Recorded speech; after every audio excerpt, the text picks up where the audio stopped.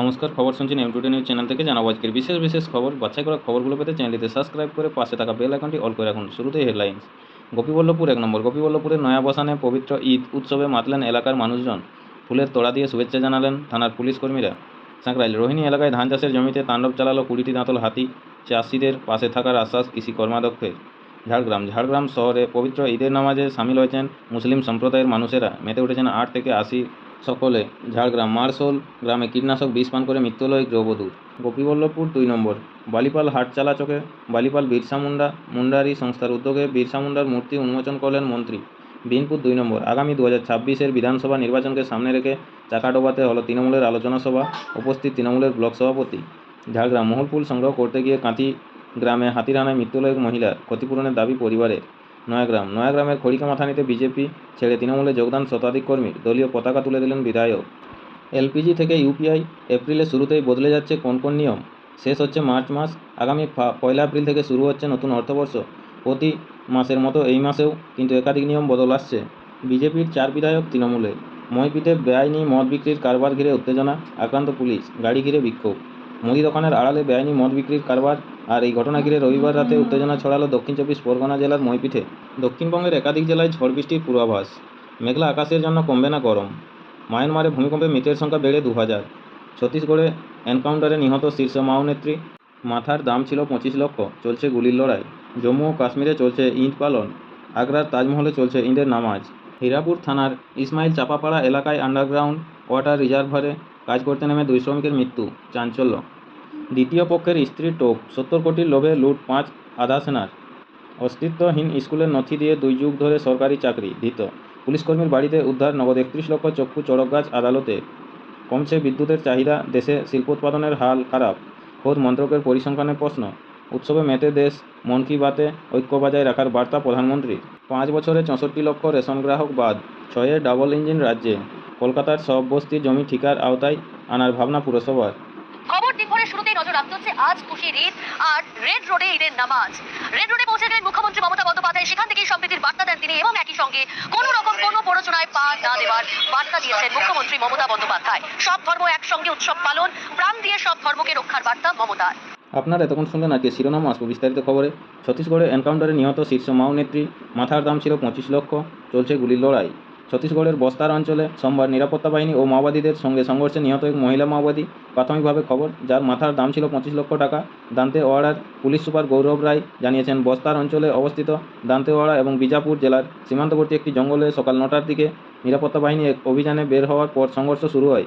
তিনি জানান, এখনও পর্যন্ত সংঘর্ষস্থল থেকে এক মহিলা মাওবাদীর মৃতদেহ এবং একটি ইনসাস রাইফেল উদ্ধার করা হয়েছে। অভিযান এখনও চলছে। ফিরে আসবো পরের খবরে। দেখে নেব শহরের আবহাওয়ার হালচাল কী রয়েছে।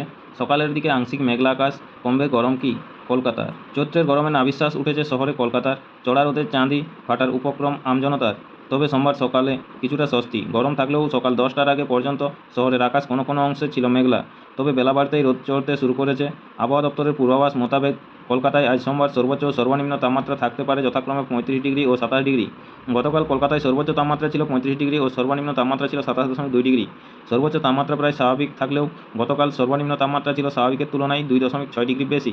বিশেষজ্ঞরা জানাচ্ছেন, মঙ্গলবারের পর থেকে শহরে কলকাতার তাপমাত্রা ধীরে ধীরে নামতে পারে। তবে তাতে অবশ্য গরমের অস্বস্তির হাত থেকে খুব বেশি রেহাই পাওয়া যাবে না। আপাতত আগামী 3 দিন দক্ষিণবঙ্গে বৃষ্টিপাতের সম্ভাবনা নেই। সপ্তাহান্তে পশ্চিমের জেলাগুলিতে হালকা থেকে মাঝারি বৃষ্টিপাতের সুযোগ রয়েছে। তবে উত্তরবঙ্গ আগামী 4 থেকে 5 দিন থাকবে শুকনো খটখটেই। দ্বিতীয় পক্ষের স্ত্রীর টোপ। 70 কোটির লোভে লুট 5 আধা সোনার। বাড়িতে লুকানো আছে প্রায় 70 কোটি টাকা। হাতিয়ে নিল, ভাগ হবে 50-50। দ্বিতীয় সিআইএসএফ ইন্সপেক্টরকে সেটাই বলেছিল ব্যবসায়ীর দ্বিতীয় পক্ষের স্ত্রী আরতি সিং।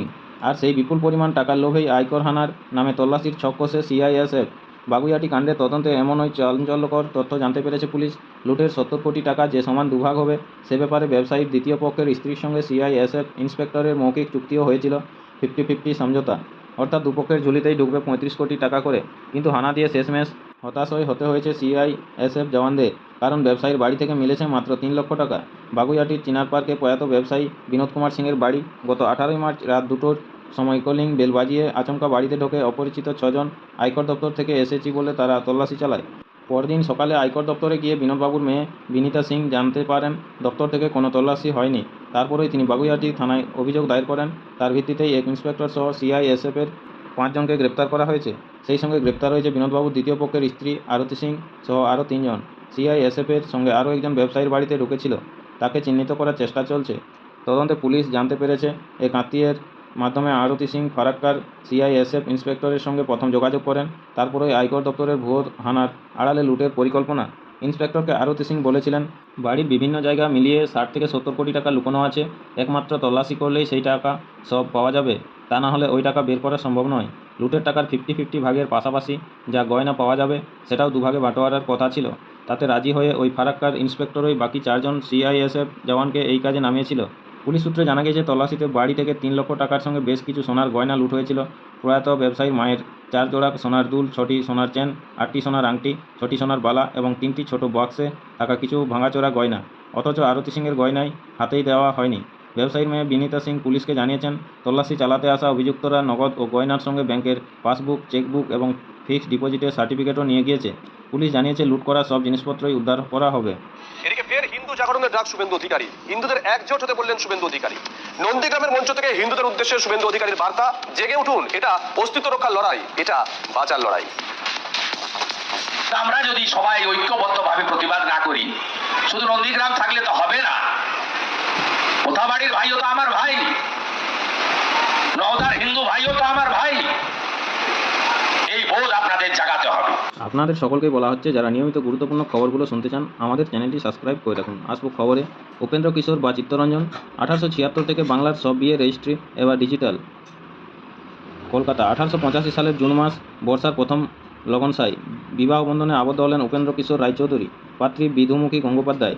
অগ্নিসাক্ষী করে বিয়ে নয়, তারা ঠিক করলেন একেবারে সই সাবুত করে আইনে বাধা পড়ুক তাদের সম্পর্ক। বিয়ের রেজিস্ট্রি হলো পুরোদস্তুর নিয়ম মেনে। সাক্ষী হিসেবে নথিতে সই করলেন সুরেন্দ্রনাথ বন্দ্যোপাধ্যায় ও আনন্দমোহন বসু। 15 জুন রেজিস্ট্রেশন হলো উপেন্দ্র কিশোর ও বিধুমুখী দেবীর বিয়ের। বাংলার কল্লোল যুগের যত দিকপাল গত 150 বছরের নানা সময়ে বিবাহ বন্ধনে আবদ্ধ হয়েছেন, তাদের বিয়ের রেজিস্ট্রির নথি সংরক্ষিত রয়েছে রাজ্যের আইন দপ্তরে। আর শুধু তারই কেন, বাংলার প্রত্যেক সাধারণ মানুষের বিয়ের নথি সংরক্ষণ করাই রেওয়াজ প্রশাসনের তরফে। মুশকিল হলো, সেসবই কাগুজে নথি, তার ক্ষয় আছে। 1876 সাল থেকে বিয়ে সংক্রান্ত কাগুজের নথি সংরক্ষিত আছে রাজ্য সরকারের কাছে। তা কতদিন এভাবে সংরক্ষণ করা যাবে, সে ব্যাপারে সন্দেহ প্রকাশ করছেন দপ্তরের কর্তারাই। তাদের কথায় আগামী দিনে বিয়ের নথি পেপারলেস ও কাগজবিহীন হতে চলেছে, কিন্তু যে নথি রয়েছে তা মূলত কাগজ ও খাতাভিত্তিক। ইতিমধ্যেই নষ্ট হতে শুরু করেছে, তাই তারা ডিজিটাল সংরক্ষণ না করলে মুশকিল। দপ্তরের কর্তাদের কথায় নথিগুলিতে নজর দিলে দেখা যাবে তাতে ইতিহাসের মণিমাণিক্য ছাড়ানো। শুধু 18 শতক বা 19 শতকের গোড়ার দিকে চোখ বোলালেই দেখবেন বিয়ে অথবা সাক্ষীর তালিকায় সই করেছেন নীলরতন সরকার, কুঞ্জবিহারী সেন, বিপিনচন্দ্র পাল, নরসিংহ দত্ত, প্রশান্তচন্দ্র মহলানবিশ, সত্যেন্দ্রনাথ ঠাকুর, কেশবচন্দ্র সেন, চিত্তরঞ্জন দাস, হেমন্ত বসু, শিবনাথ শাস্ত্রী, শ্রীশচন্দ্র রায় প্রমুখ। সঙ্গে পরবর্তী প্রজন্মের দিকপালরা তো রয়েছেনই। তাই এবার বিগত 150 বছরের বিয়ের যাবতীয় রেজিস্ট্রেশন ডিজিটাল পদ্ধতিতে সংরক্ষণ করছে আইন দপ্তর। সেখানে ঠাঁই পাবে লক্ষ লক্ষ মানুষের বিয়ের নথি। প্রায় 1,60,00,000 কাগজের নথি ডিজিটাল পদ্ধতিতে সংরক্ষিত হবে এখানে। তার কাজও প্রায় শেষের পথে। দপ্তরের কর্তারা বলছেন, এই কাজটি যে শুধু ইতিহাস বা আইনি দলিলের সংরক্ষণ তা নয়, এর অন্য একটি গুরুত্বপূর্ণ দিকও আছে। যদি কেউ বিয়ের তথ্য গোপন করে দ্বিতীয়বার বিয়ের পিঁড়িতে বসেন, তাহলে নিশ্চিতভাবে তিনি ধরা পড়ে যাবেন। কারণ কাগজের নথিতে যে তথ্য গোপন করার সুযোগ ছিল, তা এখন এক ক্লিকেই সামনে আসবে। প্রতিটি বিবাহিত মানুষের বিয়ে সংক্রান্ত তথ্য যাচাই করা অনেক সহজ হবে এবার থেকে, তেমনটাই জানাচ্ছেন আইন দপ্তরের কর্তারা। আসন্ন অর্থবর্ষের গোড়ার দিকেই এই পরিষেবা চালু করছে রাজ্য সরকার। দপ্তরের কর্তারা বলছেন, শুধু যে কাগজে নথিগুলির ছবি তুলে ডিজিটাল করা হচ্ছে তা নয়, প্রতিটি ক্ষেত্রে বিবাহিতদের নাম, বাবার নাম ও অন্যান্য তথ্যও রাখা হচ্ছে। ফলে কেউ চ্যালেঞ্জ করলেই বিয়ে গোপনকারী সংশ্লিষ্ট ব্যক্তির পরিচয় সামনে আসবে। একই নামে একাধিক ব্যক্তি থাকতেই পারেন, কিন্তু বাবার নামও এক হওয়ার সম্ভাবনা বিরল। তাই এই নথিগুলি আইনে সহায়তাও দেবে। পুলিশকর্মীর বাড়িতে উদ্ধার নগদ 31 লক্ষ। চক্ষুচড়ক গাছ আদালতের নির্দেশে তল্লাশি চালানো হয়েছিল পুলিশের এক সার্কেল ইন্সপেক্টরের সিআই বাড়িতে। সেখানে একটি বক্স খাটের ড্রয়ার থেকে উদ্ধার হয়েছে নগদ 31 লক্ষ টাকা। আদালতে জমা পড়া নথি থেকে এই ঘটনা জানতে পেরে রীতিমতো চক্ষুচড়ক গাছ। ব্যাংকশাল আদালতে কীভাবে এত নগদ টাকা ওই পুলিশ আধিকারিকের বাড়িতে এলো, তা নিয়ে শুরু হয়েছে জোর গুঞ্জন। পাশাপাশি ওই পুলিশ আধিকারিকের 35 লক্ষ টাকার আয় বহির্ভূত সম্পত্তির হদিশ মিলেছে। ব্যাংকে জমা পড়েছে গোছা গোছা টাকা। তিনি কিভাবে এত সম্পত্তি ও নগদের মালিক হলেন, তা জানতে আয় বহির্ভূত সম্পত্তির মামলা রুজু করে তদন্ত শুরু হয়েছে। প্রতিদিন নিয়মিত গুরুত্বপূর্ণ খবরগুলো শোনার জন্য আমাদের চ্যানেলটি সাবস্ক্রাইব করে রাখুন। ফিরে আসবো খবরে। কলকাতা মুদি দোকানের আড়ালে বেআইনি মদ বিক্রির কারবার। আর এই ঘটনা ঘিরে রবিবার রাতে উত্তেজনা ছড়ালো দক্ষিণ 24 পরগনা জেলার মইপিটে। গ্রামের মহিলারা একজোট হয়ে বেআইনি মদ বিক্রির প্রতিবাদে দোকান ভাঙচুর করে মজুদ মদও নষ্ট করে দেওয়া হয়। পুলিশ সূত্রে খবর, রবিবার রাতে মইপিট উপকূল থানার দেবীপুর শনির মোড় এলাকার ঘটনাটি ঘটে, যার জেরে এলাকায় উত্তেজনা ছড়িয়ে পড়ে। তবে দোকান ভাঙচুরের পরে পরিস্থিতি আরও খারাপ হয়ে ওঠে। মইপিট উপকূল থানার পুলিশ ঘটনাস্থলে গেলে পুলিশকে ঘিরে চলে বিক্ষোভ। পুলিশ অভিযুক্ত বিক্রেতাকে উত্তেজিত জনতার হাত থেকে উদ্ধার করতে গেলে মহিলারা লাঠি নিয়ে মারমুখী হয়ে ওঠে বলে অভিযোগ। অভিযুক্তকে পুলিশের হাত থেকে ছিনিয়ে নেওয়ার চেষ্টা হয়। পুলিশকে রীতিমতো ধাক্কা দেওয়া হয়, লাঠি দিয়ে পিছন থেকে মারাও হয় বলে অভিযোগ। মহিলা ও এলাকার বাসিন্দাদের বক্তব্য, এই মদ দোকান থেকে কিনে নিয়ে যাচ্ছে স্কুলের ছেলেরাও, প্রতি বাড়িতে নিত্য অশান্তি হচ্ছে, পাড়ায় মদের ঠেক বসছে। পুলিশকে জানানো হলেও পুলিশ কোনো ব্যবস্থা নেয়নি বলেও দাবি। পুলিশের গাড়ি ঘিরে চলে বিক্ষোভ। কয়েক ঘন্টা ধরে অভিযুক্তকে গাড়িতে তুলতে সক্ষম হয় পুলিশ। অভিযুক্তর নাম বিশ্বজিৎ সাউ। সোমবার ধৃতকে বারুইপুর মহকুমা আদালতে পেশ করা হবে। এলপিজি থেকে ইউপিআই, এপ্রিলের শুরুতেই বদলে যাচ্ছে কোন কোন নিয়ম। নয়াদিল্লি, শেষ হচ্ছে মার্চ মাস, আগামী 1 এপ্রিল থেকে শুরু হবে নতুন অর্থবর্ষ। প্রতি মাসের মতো এই মাসেও কিন্তু একাধিক নিয়ম বদল আসছে। এলপিজি সিলিন্ডার থেকে credit card, debit card, UPI ইত্যাদি ক্ষেত্রে পরিবর্তন দেখতে পারবে সাধারণ মানুষ, যা প্রভাব ফেলতে পারে পকেটের উপরেও। কোন কোন নিয়মের বদল হতে চলেছে জেনে নেওয়া যাক। গ্যাসের দাম, প্রতি মাসে প্রথম দিনে তেল কোম্পানিগুলি এলপিজি সিলিন্ডারের দাম সংশোধন করে 1 এপ্রিল সিলিন্ডারের দামে বদল আনা হতে পারে। উল্লেখ্য বিষয় হলো, গত কয়েক মাস ধরে এলপিজি সিলিন্ডারের দাম দীর্ঘদিন ধরে একই রয়ে গিয়েছে। তবে বাণিজ্যিক সিলিন্ডারের দামে সম্প্রতি বেশ কয়েকবার বদল হয়েছে। ইউপিআইতে পরিবর্তন, দীর্ঘদিন ধরে সক্রিয় না থাকা মোবাইল নম্বরগুলির সঙ্গে যে ইউপিআই আইডিগুলি যুক্ত রয়েছে, সেগুলিকে ব্যাংক রেকর্ড থেকে মুছে ফেলা হবে। অর্থাৎ এর ফলে বেশ কিছু ইউপিআইয়ে পরিষেবা নাও পাওয়া যেতে পারে। আয়করের নিয়ম, 2025 সালের বাজেটে কেন্দ্র সরকার আয়করের ঊর্ধ্বসীমা বৃদ্ধি করেছিল। ট্যাক্স লাভ, টিডিএস, ট্যাক্স রিবেট এ ছাড় দেওয়া হয়েছিল। এই নিয়মগুলি 1 এপ্রিল 2025 থেকে কার্যকর হতে চলেছে। ব্যাংকের ন্যূনতম ব্যালেন্স সংশোধন, স্টেট ব্যাংক অফ ইন্ডিয়া সহ বেশ কয়েকটি ব্যাংক 1 এপ্রিল গ্রাহকদের সেভিংস অ্যাকাউন্টে ন্যূনতম ব্যালেন্স সম্পর্কিত নিয়মে বদল আনতে চলেছে। ন্যূনতম ব্যালেন্সের ক্ষেত্রে একটি নতুন সীমা নির্ধারণ করা হতে পারে। সেই মতো পরিমাণ টাকা খাতায় না থাকলে করা হতে পারে জরিমানাও।